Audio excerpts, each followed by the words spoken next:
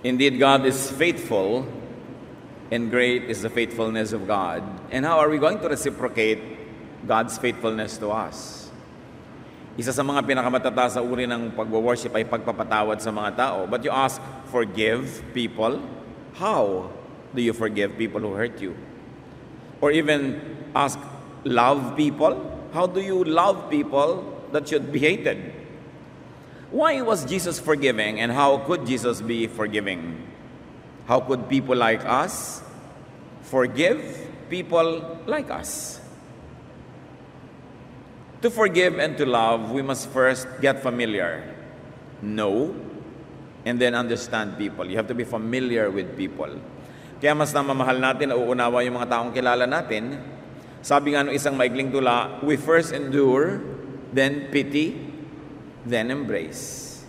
Bago ka makayakap, magkakaroon ka muna ng habag, o kaya ay emotional association. Pero sa simula, tinitiis-tiis mo lang, dahil hindi mo pa naman mahal ang tao. How to understand people, to the point of forgiving, even loving them. Yan po ang ating pag-aaral, at nawa, lahat tayong mapagpala ng Panginoon, and we'll learn a thing or two about understanding people. Dear God, we thank you for understanding us. You made us, and you know us, and we thank you that you love us. Turuan mo kami, Panginoon, na yung pag-ibig, pag-unawa mo sa amin, magawa rin namin sa aming kapwa. Right now, we ask you to be our speaker. Enlighten us. Ituwid mo kami, Panginoon, turuan, papagliwanagan ng isip, at patawarin mo kami sa aming mga kasalanan, sa mga kalikuan, mga kasamaan namin. Hugasan mo kami ng dugo ni Jesus, Panginoon. Cleanse us, and now enable us to see you, to hold your hand, to hear your voice. Be the speaker, Father. Use your servant only as your instrument, but you be the speaker. Bless us with your wisdom. In the name of Jesus, your Son, our Lord, our teacher and friend, we pray with thanksgiving. Amen. How to understand people? To understand people, first we must understand life itself. Because people live. And life is all about living. The business of life is to live, to exist, to survive, and if possible, to prevail. Yun po ang natural order of things. Genesis 1:1-12. In the beginning, God created the heavens and the earth. The earth was barren, with no form of life. God said, I command light to shine, and light started shining. God looked at the light, and saw that it was good. God said, I command the water under the sky to come together in one place, so there will be dry ground. And that's what happened. God named the dry ground land, and he named the water ocean. God looked at what he had done and saw that it was good. God said, I command the earth to produce all kinds of plants, including fruit trees and grain. And that's what happened. The earth produced all kinds of vegetation. God looked at what he had done, and it was good. Nang nilikha ng Diyos ang mundo, unang nilagyan niya ng kaayusan ang lupa at ang tubig, pinaghiwalay, at ang una niyang nilikha mga halaman. Plants, of course, would need space, light, and water. Kaya nauna na yung lupa, yung liwanag at tubig. From then on, plants would compete for space, light, and water. And that is amoral. That's just the way life is. Walang masama, walang mabuti sa ginagawa ng mga halaman na pagpapaligsahan, pagpapataasan sa gubat para makakuha ng liwanag ng araw. Pagpapalaliman ng ugat para makakuha ng mga yaman ng lupa. Pagpapalawak ng mga sanga para walang tumubo sa ilalim niya, para wala siyang kakompetensya. Kung paano nagpapakatayog ang isang puno at ginangapangan naman siya ng baging, kinakapitan ng mga dapo para sila ay mabuhay, walang masama't mabuti. There is nothing moral or immoral about that. The issue of life is amoral. And we understand plants. Genesis 1:20-25, God said, I command the ocean to be full of living creatures, and I command birds to fly above the earth. So God made the giant sea monsters and all the living creatures that swim in the ocean. He also made every kind of bird, God looked at what he had done, and it was good. Then he gave the living creatures his blessing. He told the ocean creatures to live everywhere in the ocean, and the birds to live everywhere on earth. God said, I command the earth to give life to all kinds of tame animals, wild animals, and reptiles. And that's what happened. God made every one of them. Then he looked at what he had done, and it was good. So matapos ang mga halaman, binigyan ng Panginoon ng buhay ang mga nakatira sa tubig, ang mga lumilipad sa himpapawid, at ang mga hayop na naglalakad at gumagapang sa lupa. From then on, animals would be preoccupied with staying alive. They would compete for space, for food and drink, like plants. And that is amoral. That's just the way life is. So kung yung mga hayop man ay naglalaban-labanan, pinag-aagawan sila sa kakainin nilang damo, gumagawa sila ng paraan para mabuhay, we don't judge them as immoral. That's the way life is. They are supposed to stay alive. We understand animals. Genesis 1, 26 to 31. God said, now we will make humans, and they will be like us.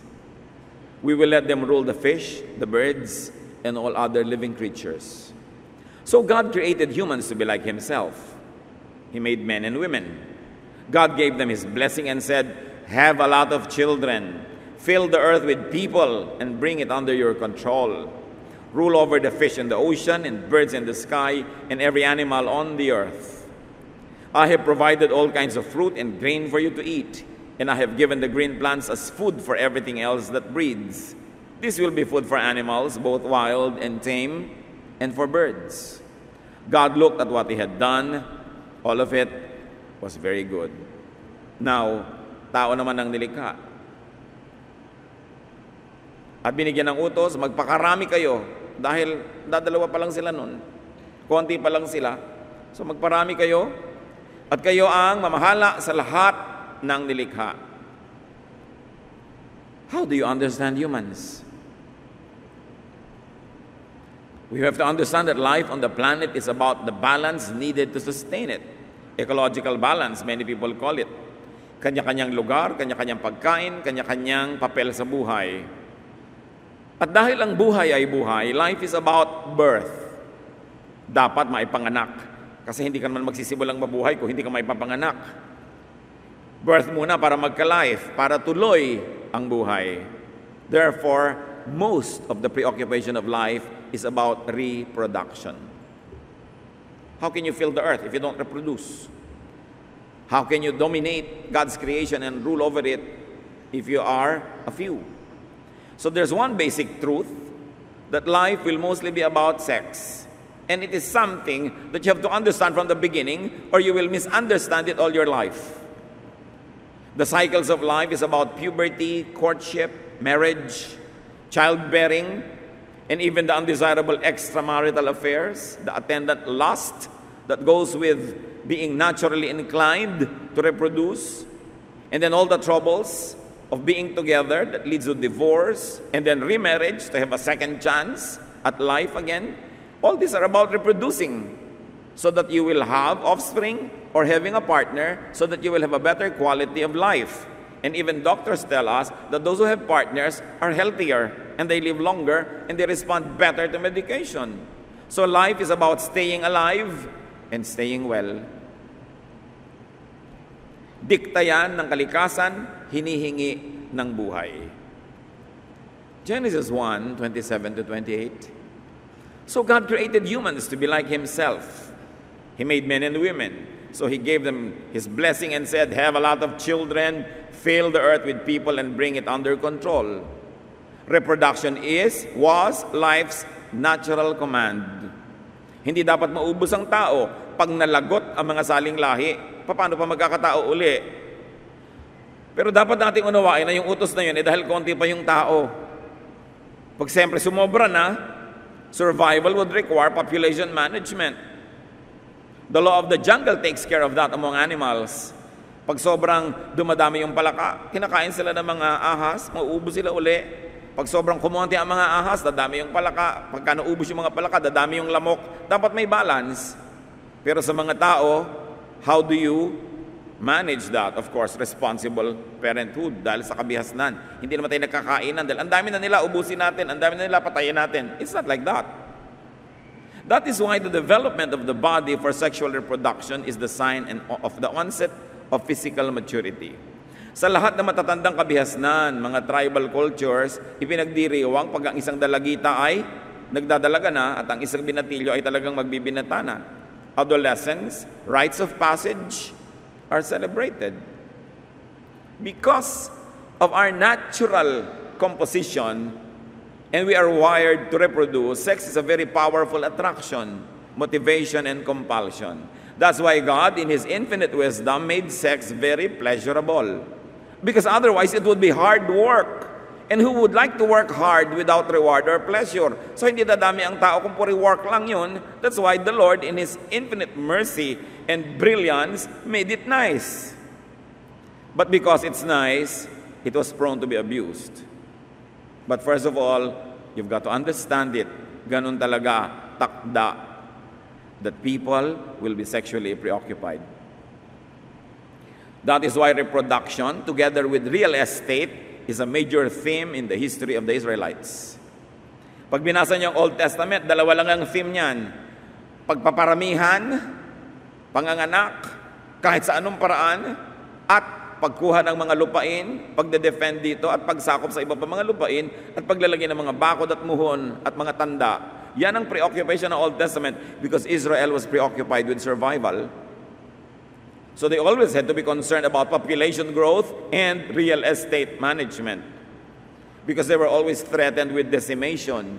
Parang lagi na lang silang mauubos, kaya pati kakainin nila, sobrang ang daming bawal, safe na safe dapat, ang daming tradisyon to keep the population alive, at least until the Messiah was born. Kaya merong mission yung mga Israelites to keep themselves alive. Kaya giyera dito, giyera doon, diet dito, diet doon, at anak dito at anak doon. You will notice that even Jewish morality bended with demographic needs. Ang kanilang sense of right and wrong was shaped by their need to have children. That's why it was all right for the men to have multiple wives.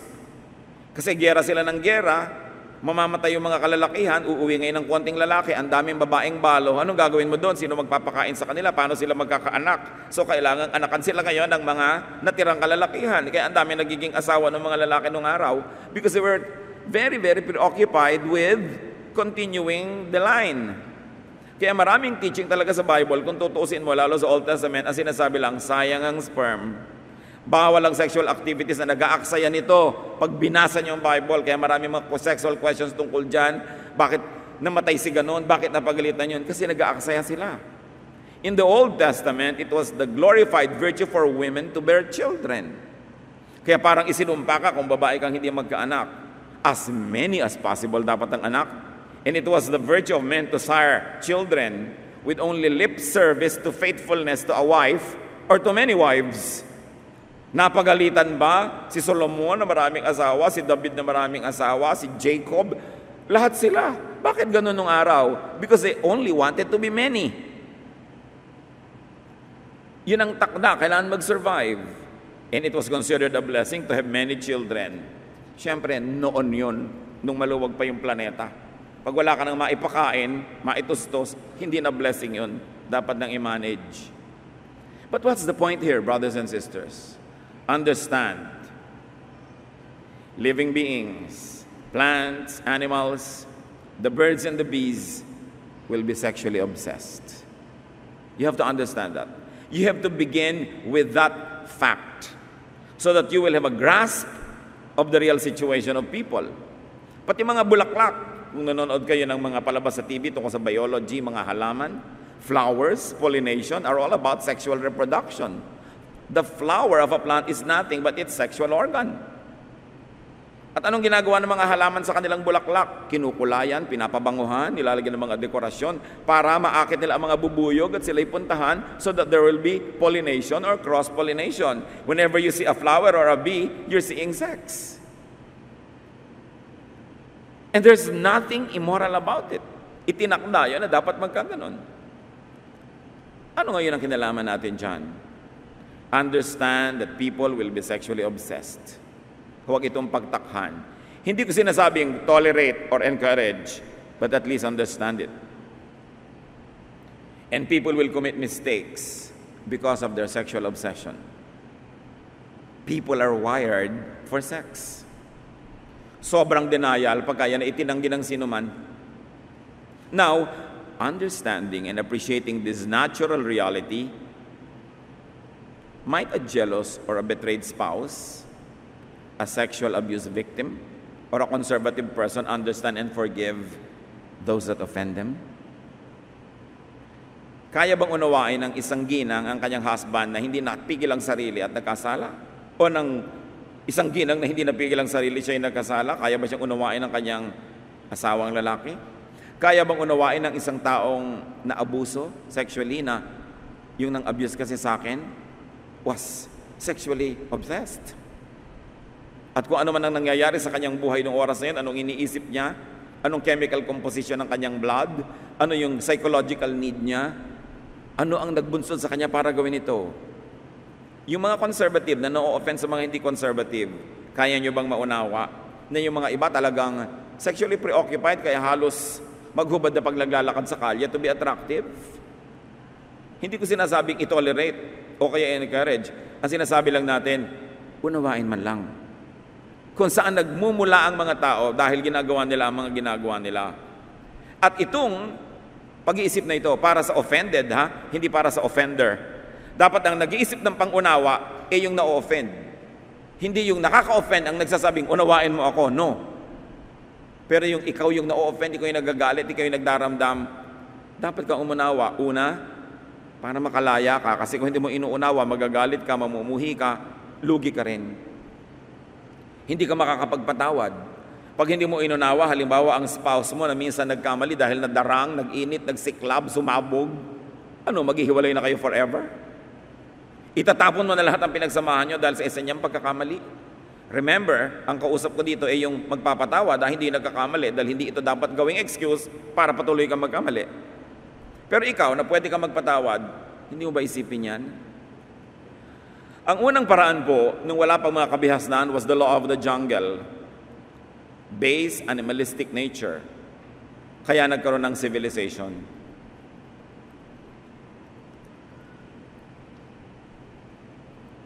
Ano ba ang sibilisasyon? Ano ba ang kabihasnan? Ang civilization dapat may law. May bawal at may parusa sa gagawa ng bawal. Bakit?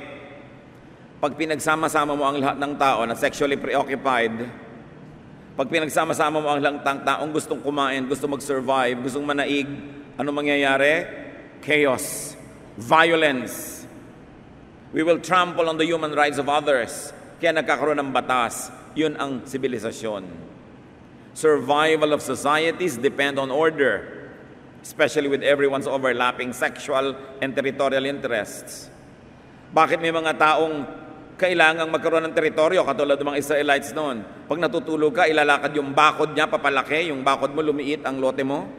Kainan ng lote, agawan ng mana, agawan ng mga porsyento sa sales. Yan lang yan puro agawan. Because of the basic instinct of people to want to survive.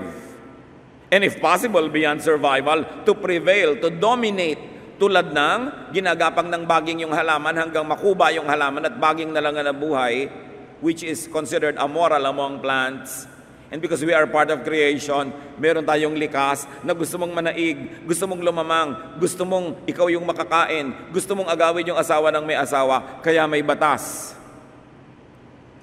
Kaya nagbigay ang Diyos ng batas, at kaya ang bawat sibilisasyon na may batas, sapagkat hindi pwedeng sundin ng tao lahat ang gusto niya. Dahil marami siyang gusto na hindi naman kanya, at hindi dapat niyang makuha. Meron siyang mga gusto na lampas na sa dapat niyang matanggap. Pero ang tendency ng tao, because of this dictation of life to continue itself, we will tend to be selfish, greedy. We will tend to be immoral and bad. When uncontrolled, when unchecked, people will become beasts. Kaya may batas. There is morality. A concept of right versus wrong behavior. which from society to society changes. Dahil kung ano ang pangangailangan ng society na yon, anong tunay nilang kalagayan, anong reality nila, nag-a-adjust doon yung kung ano yung tama at mabuti sa kanila. May mga society sa limbawa na tama lang sa kanila na sunugin nila yung gubat, kasi kainginero pala sila. Pero sa mga environmentalists, hindi tama yon kasi ayaw naman nilang makalbo yung gubat. So nagkakaroon ng kani-kanyang mga pagpapalagay, kaya nagkakaroon ng isang batas sa pambansa para ang lahat doon magsasubmit kasi hindi pwedeng kanya-kanya. Kaya bawal magtapon ng mga basura sa ilog at sa mga kanal kasi alam natin na pag napuno ng basura ang mga kanal at umulan, hindi dahil yan tubig, babaha. Everybody's affected. Kaya may batas. That's why there is desirable and undesirable behavior dictated by tradition. There are laws and legal punishments, and they were developed. And more than that, God instituted religion, the arbiter of correctness and wrongness. That's why the Lord appointed prophets and priests to arbitrate and to tell people what is right and what is wrong. Not that because people need to be told, because they know anyway, but because people would like to do what's wrong because it will give them more benefit. That's why it has to be controlled. Katulad na lang ng sobrang sexual appetite, Exodus 20 verse 14, isa sa mga 10 commandments, be faithful in marriage.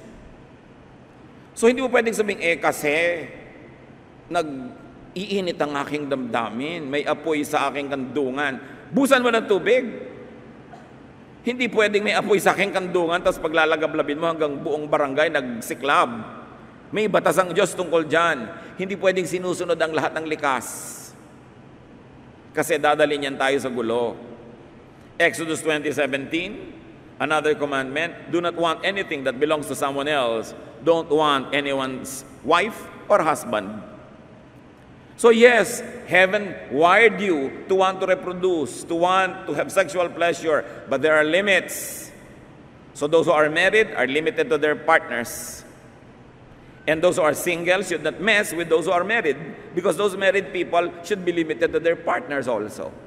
So ngayon pinagbabalanse mo yung natural, yung likas, yung biological, at yung spiritual, yung tama, yung mabuti. May remedy naman because people nga are sexually designed to be active. 1 Corinthians 7:9, sabi ni Paul, if you don't have enough self-control, then go ahead and get married. After all, it is better to marry than to burn with desire. So sabi ni Paul, meron kayong mga desires, pues mag-asawa. Ano po yung unsaid? That everything is honorable in the marriage bed. Na dapat lahat ng siklab, apoy, init, lagablab, gawin nyo within marriage and it's acceptable, even honorable. But outside of that, the law of God and the laws of most lands prohibit it. So marriage, yung ginawa sa Bible na solution sa gulo. Meron kang pagdadalhan ng mga natural mong mga nararamdaman, pero may tamang lugar doon at tamang panahon. And outside of that is not acceptable. To establish order, behavior has been controlled by the temple and by the palace, by the church and by the state. Kaya may mga bawal na legal at bawal din na moral. And usually governments and churches agree on what is wrong and what is right for a certain culture or a certain country. Traditions and social punishments were glorified. Kasi magulo pag walang ganon. At bakit nagalit ang Diyos sa Malakay 2:14? And why isn't God pleased?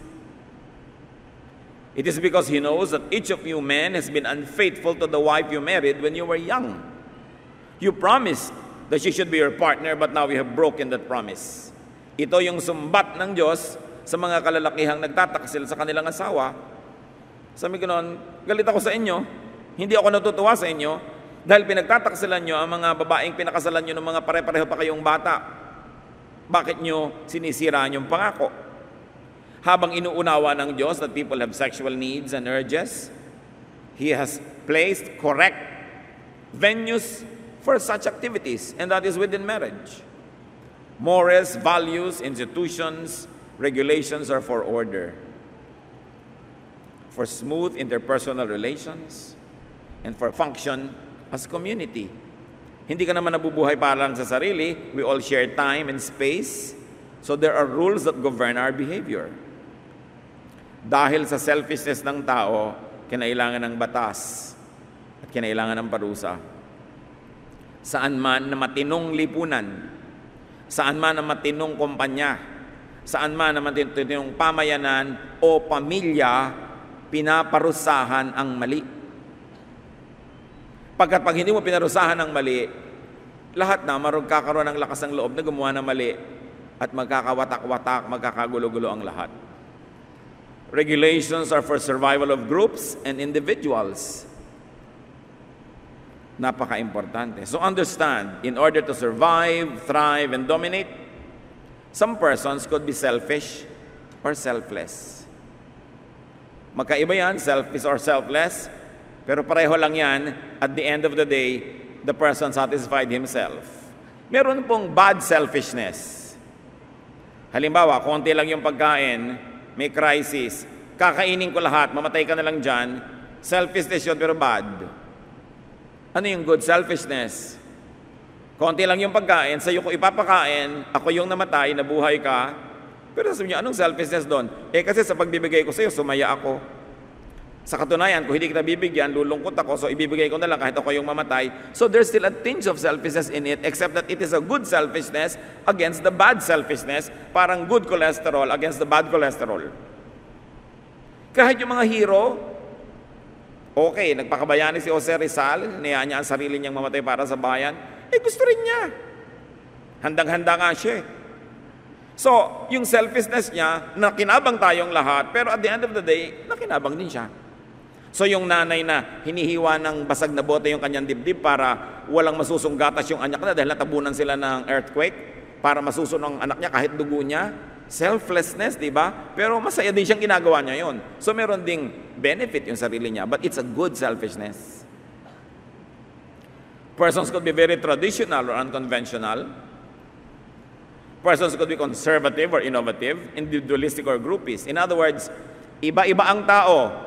Kuminsan hindi mo magugustuhan yung hindi mo katipo, pero isa lang naman ang gusto ng tao makamit niya yung gusto niyang makamit, magawa niya yung gusto niyang magawa, mangyari yung gusto niyang mangyari, magkakaiba lang ng approach. Some people think that they will survive by being individualistic. Some people think that survival is better when you're groupist. So magkakaiba yung attitude, pero survival pa rin ang layunin. Kanya-kanyang approach, style, pagsisikap mabuhay, at kuminsan pagsisikap manaig o magwagi. Sa contest, magagalit ka ba doon sa nanalo ng first prize? Samantalang pwede rin naman na ikaw yung nanalo, kaya lang hindi ikaw yung nanalo. So there is nothing immoral about winning because you all join it, except that some win and some don't. So hindi ka dapat nagagalit doon sa nanalo. Ganun talaga, siya yung nanalo. Understand people kahit ikaw ang casualty. Iba-iba ang pinanggagalingan, pero isa lang ang pinupuntahan, survival or dominance. Understand others. Understand the un-you. Yung hindi ikaw, yung kabaligtaran mo, unawain mo. Understand your opposite. Understand even the competitor. Meron nga ako isang kausap, sabi ko, pambihira naman yung isang chain of companies, puro sila na lang, lahat na lang sila. Ang dami-dami na nilang brand, sila na lang nang sila. Sabi naman itong isa, kasi magaling lang sila. Kung hindi naman sila magaling, yung ibang brand ang dadami ng dadami. Ganun lang talaga. Ganun ang buhay. Ba't ka naman nagnenegosyo para kumonti ang branches mo? Di ba? Gusto mong damihan? At kung kaya mong damihan at magagawa mo, dadamihan mo naman talaga. Yung iba hindi lang dumadami dahil hindi nila magawa. So, ganun talaga yung buhay, so uunawain mo. Understand even favoritism. O hindi kayo paborito ng nanay nyo, siguro hindi kayong kamukha. O hindi kayo yung kamukha yung ugali, ang paborito yung kapatid nyo. Why? Bakit may favoritism? We tend to like people who are like us. Why?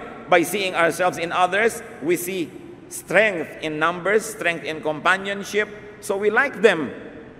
We don't like people who are not like us. Why? Because they contradict what we want. Ganun lang yon. So pwede mong maunawa yung iba ang pananaw, iba ang ugali, kasi iba sila Tapos sasabihin mo, pambihira naman, inunahan ako ng babaeng yung Cecilia. Naunahan ka lang, pero hindi ba possible naman na ikaw yung mauna? Ganun talaga yung buhay. You've got to understand even deception. For survival, sometimes for victory. Hindi ko sinasabing tolerate or encourage, but you've got to understand it. Yun nga Venus flytrap. Kala mo inosenteng halaman, yung pala dinedeceive niya yung mga insekto. Pag uminom sila doon, akala nila yung tubig, asido pala, madadigest sila. Yung may mga halaman na nagkukontrol, bulaklak, pag may dumapong insekto, bigla nilang lululunin. Nakikita niyo sa TV. Nature is full of it. Why? Because things have to eat. Ngayon, kung ikaw yung nakain, sorry ka na lang. Naging tanghalian ka ng pating, there's nothing immoral about that, no? Madalas naman, sila naman yung nakakain. Ganun talaga yung buhay. The early bird catches the worm, but the early worm gets caught. Paano naman mabubuhay yung mga ibon kung wala silang natukang mga uod? Sorry mo na lang kung ikaw yung uod today. Ngayon, nabubuhay, ilang bilyong alamang nang nakain ninyo? Nabibilang ba yon? Ang dami nun. Ang dami-daming alamang na kailangan mamatay para lang may sausawan ka ng kare-kare? O ilang itlog ang hindi naging manok dahil gagawin yung breakfast? Ilang baka ang kailangan pumasok sa lata para may corned beef ka pag umaga? Which is not advisable kasi may preservatives. Pero ilang manok na ang naputi ang buhay dahil kailangan mo ng barbecue. Di ba ganun talaga? Siyempre yung manok pag hinahabol mo sa probinsya, hinahabol na lang yung manok kasi gusto nilang kainin. Siyempre yung manok lipad ng lipad. Magagalit ka ba dahil gusto niyang mabuhay? Pero magagalit ba yung manok dahil gusto naman ng taong may kainin bukas? Yun yung buhay. Pag inunawa natin ang ating kapwa-tao from that point of view, sa sabang pambihira naman yung pinsan ko na yan, inagawan kami ng mana. Sa takot niya siguro maghirap. Sa gusto niyang manaig, dinesib ka. Kaya may batas. At kaya dapat marunong ka para hindi ka ma-deceive. Dapat hindi ka nandadaya at hindi ka rin padadaya. Because life forms must live. And often it is at the expense of other life forms. Sabi nga nung isang tao sa isang pelikula, the living eat the dead. The only reason why you are living now is because there's so many creatures who died because you wanted to eat them. Agawan. Kaya mo bang unawain ang agawan kahit ikaw yung nawalan? Ang taas nito mga kapatid ang pinag-uusapan natin. Kasi ang taas na ng spirito mo, pag naagawan ka na, naunawa mo pa yung agaw. At may mga taong ganon, na-snatchan, tapos napaupo, ano niya, kawawa naman. Sino ikaw? Hindi siya. Bakit naman kailangan pa niya mag-snatch? Maunawain. Naiintindihan niya kailangan mabuhay yung tao. Pero pag laging ang tingin mo sa kapwa ay kalaban mo dahil lang gusto niyang mabuhay, magagalit ka sa lahat ng kapwa mo tao kasi lahat ng kapwa mo tao gustong mabuhay. Magagalit ka doon sa na-promote sa office. Yan kasi sip-sip, na-promote tuloy. Kasi ganito. Siyempre, ikaw ba ayaw mo ma-promote? Ang salagay, wala siyang gagawin para hindi siya ma-promote. Natural lang yun. Kaya may the best person win. Ganun lang yun. Walang personalan. Now, use this to understand, not to seek to be understood. Do not use this as an excuse to be uncivilized. But when people are uncivilized to you, at least understand them. Sasabihin mo, kasi tao. Kasi marami nagtatanong lagi sa akin sa tagal-tagal ko ng pastor mga kapatid, na 3 dekada, Pastor, paano po ba nagpapatawad? Hindi ko talaga magawa. Hindi ka nakakapagpatawad kasi hindi mo inuunawa. Pag naunawaan mo na, doon ka lang nagpapatawad. Kaya ang mga magulang, madali magpatawad. Kung minsan hindi pa nga nagkakasala yung anak, napapatawad na. Bakit? Kasi kilala nila yung anak at inuunawa nila. Bakit po violento yung anak nyo? Tapos napang-asawa ko siya. Alam mo kasi iha, nung bata yan, nabagok. Nadagan na ng tren ng ulo niya. So, dahil uunawaan mo siya, napapatawad mo. Bakit po ang damot-damot ng anak nyo? Kasi alam mo nung maliit yan, taghirap kami nun, wala yang nakaing masarap, at nag-aagaw-agaw sila magkakapatid, lagi siyang talo. Kaya ngayon, hanggang ngayon, nakikipag-agawan pa. You understand because you know. Hindi ko sinasabi mga kapatid na mag-tolerate tayo at gawin nating masama ang ugali natin. Pero pag may taong masama ang ugali, hindi nyo mapatawad, subukan yung unawain muna. Bakit siya ganun? Mga ginang, kaya nyo bang maunawa yung mga kiridang inagawang asawa nyo? Sa una, no? Pero pag naisip mong, sexually abused pala yan nung maliit. Wala palang nagmahal sa kanya.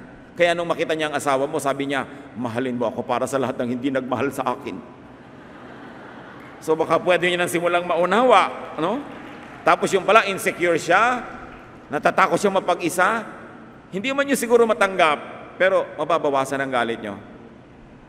And then you will begin to see this woman as, kawawa naman. Bakit kailangan niyang mang-agawan ng asawa ng may asawa? Kasi walang tumototoo sa kanya ba? So maunawaan niyo. Importante. Now, life is about reproduction. Number 2, life is about growth. Hindi naman pwede ipanganak ka lang tapos na. Dapat lumaki ka. So, you understand consumption. People will be consumers. Sa Bible nga, nung taghirap, nagkaroon ng famine, may mga nanay na iniluto ang kanilang mga anak. Can you imagine? Tapos, nagpatalinuhan. Yung dalawang nanay, sabi niya, alam mo, lutuin natin yung mga anak natin. Sabi naman ng isa, sige, yung anak mo muna. Pumayag naman tong isa. Di nagkain na sila. Nung nakakain na sila ngayon, bumalik na yung katinuan. Nung ngayon magugutom na sila uli, sabi naman nung isa, yung anak mo naman, ay, ayoko nga. Nagkagalit sila, nagsumbong sa hari. Dahil bakit sabi yung anak ko niluto namin, tapos yung anak niya ipaluto. Ba't ka nauna na pumayag? Kaya may cannibalism. You can never tell. Nakikita nyo yung mga boat people, mga refugees from other Asian countries. Sinisikap nila magpunta sa Pilipinas, sa Palawan. Sasakay sila sa bangkang kay liit-liit na walang makina. Sa gitna ng dagat, nagkakain na sila. Ang daming ganon. Because life must live. The living eat the dead. That's why we need morality, we need God, and we need government. Otherwise, the law of the jungle will prevail. Gusto kong ipakadiin-din at paulit-ulitin. Hindi ito para maging excuse para tayong mag-asal hayop. Pero unawain natin yung mga nag-aasal hayop. What makes them do that? What is their need? Ano ba ang kanilang genes? Ano ba ang mga uri ng dugo ang nananalaytay sa kanilang mga ugat? Ano ba ang kanilang blood type? Ano ang body type? Ano ang childhood nila? Ano ang experiences nila in education? Anong upbringing? What emotion are they go through? What are their deprivations? Ano ang kanilang mga pangunahing mga gusto sa buhay? Ano ang nararamdaman nila? What was their body chemistry? Lahat yan naghahalo-halo, naglalakip-lakip, so people behave the way they behave. To understand the complexity of the human behavior will be to set yourself and get yourself ready to love people. So you understand selfishness. Nasubukan niyo naman, may kasama kayo sa bahay na bodybuilder, gusto niya kainin na lahat yung pagkain, hindi ba? Parang lahat ng karne doon, lahat ng steak doon, kailangan makain niya. Kasi yung mga muscle niya, bawat niya nagsisisigaw, karne. Calcium. Kaya nangangayayat yung mga asawa ng bodybuilder. Liba nilang alaki ng budget nila. Sa kanya napunta lahat yung calcium.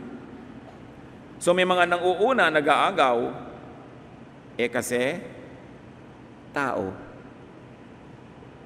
Nag-aagawan sa bus, nag-aagawan sa ganito, kasi gusto makauwi. May nakatakda sa tao, tulad ng genes, at meron din naman nakokontrol, kaya tinitimpla. Pag alam mo na galing ka sa isang lahing marahas, isang lahi na mainitin ang ulo, lagi nagagalit, alam mo na magtatrabaho ka extra hard to control it. Kasi you're genetically predisposed to be violent. May genetics involved Pero hindi yan excuse dahil may spirito tayo that is above matter. Kaya laging tinitimpla yung lupa, yung espiritu, yung makadiyos, yung makalupa, para magkaroon tayo ng behavior na katanggap-tanggap para sa lahat ng nasa paligid sa atin. So life is about reproduction, life is about growth, and life is about continuity, perpetuity. Dapat tuloy-tuloy ang lahi, ang mga saling lahi, and that brings us back to reproduction. Kaya yung sex na yan, isa sa napakalaki mga motivation sa mundo. Hindi yan matatapos, hindi yan mauubos. Live with it because it's there. You only have to put it under control, you have to put it under checks and balance, under the checks of decency, morality, correctness, but it will be there. You've got to understand it, that once in a while, people who work hard to check themselves will have lapses, will fall, will have errors. What do you do when that happens? Sasabihin mo, tao kasi. Ang nagsasabi nun yung na-offend, hindi yung offender. Reproduction, progeny, heritage, this is main. Kaya sobra tayong magmahal sa anak. Bakit mahal na mahal ng tao ang kanyang anak? Bakit kahit unggoy, mahal yung anak niya? Bakit kahit bibe, mahal yung anak niya? Yung manok, mahal yung kanyang mga inakay.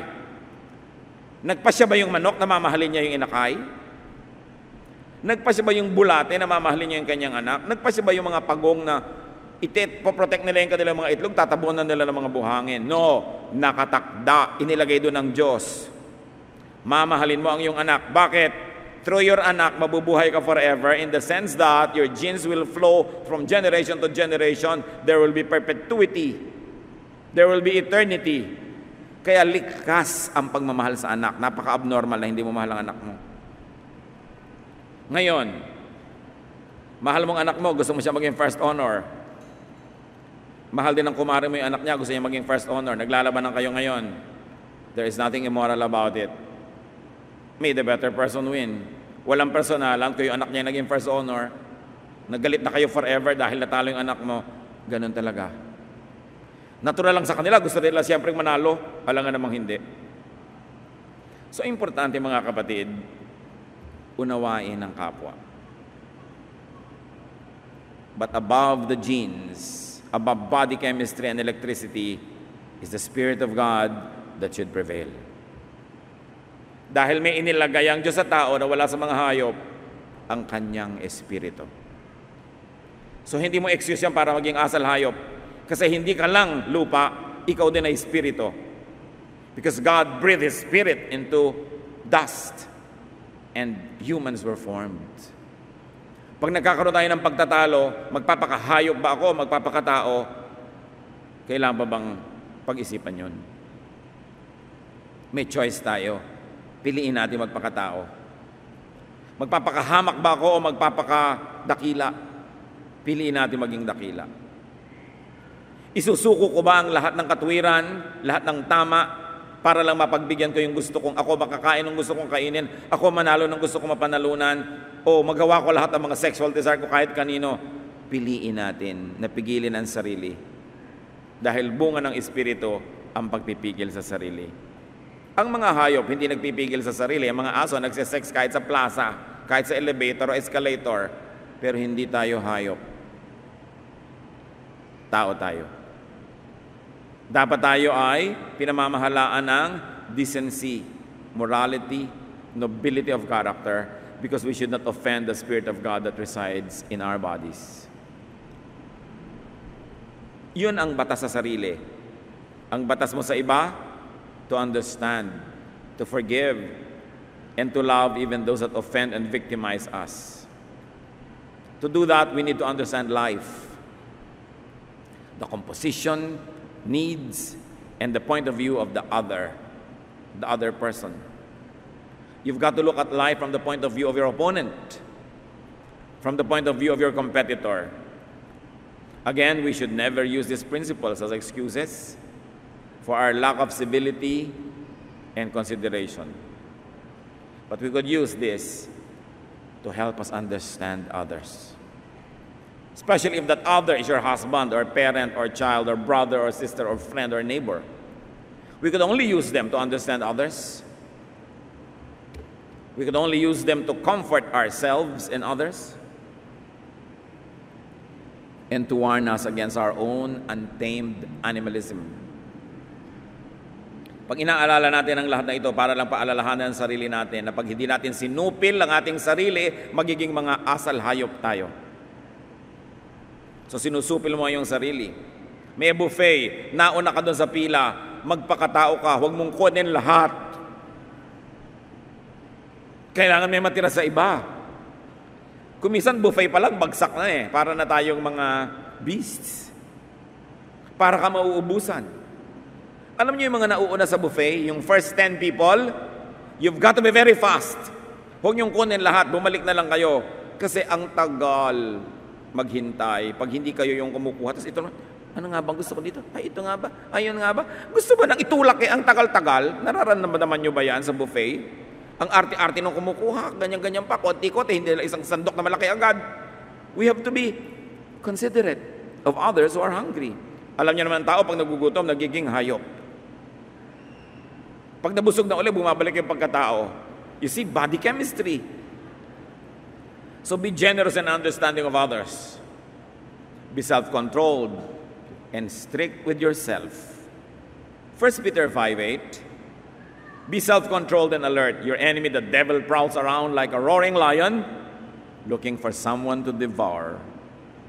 So understand your competitor, your opponent, your assailant, your aggressor, your offender. Gusto lang niyang mabuhay. Kung minsan kailangan niyang agawin sa iyo yung ikakabuhay niya, kaya bantayan mo. O magbigay ka na ng kusa para hindi ka na kailangang agawan. 1 Peter 4:8. Most important of all, you must sincerely love each other because love wipes away many sins. Bakit nabubura ng pag-ibig ang mga maraming kasalanan ng iba? Kasi nauunawa mo, pagmahal mo. Nagpapatawad ka at ganun ang pagpapatawad ng Diyos. Bakit tayo pinapatawad ng Diyos? Kasi naunawaan niya tayo. Psalm 103:13-14. Just as parents are kind to their children, the Lord is kind to all who worship Him because He knows we are made of dust. Alam ng Diyos, may component tayo na lupa lang. He wants us to be excellent, to be nearly perfect, but He knows that we are made of dust. If He knows that and understands us and forgives us, would you like to know that about the other person next to you? So that you could also understand and forgive and possibly even love. God and parents forgive, accept, and love because they know. They understand. Shall we try to understand others? Shall we try to perhaps forgive and hopefully even love?